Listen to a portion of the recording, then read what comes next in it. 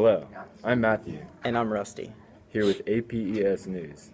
Today we have breaking news on cholera, a diarrheal illness caused by the infection of the intestine with a bacterium called Vibrio cholerae. It has swept the world, particularly in sub-Saharan Africa. About 3 to 5 million cases and 100,000 deaths occur from cholera each year.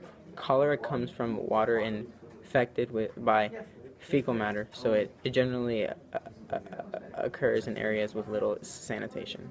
Treating the disease is generally done by rehydration and antibiotics to fight the infection, but the easier solution is to clean the water supply and preemptively control the disease pathogens. Cholera is mostly concentrated in poverty-stricken areas that cannot clean their water supplies.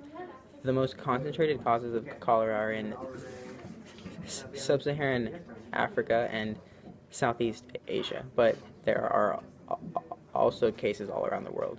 This re-emergent disease is easy to control, so please donate to Cholera Cleaners, our APES News Water Sanitation Fund. You say classy, Austin.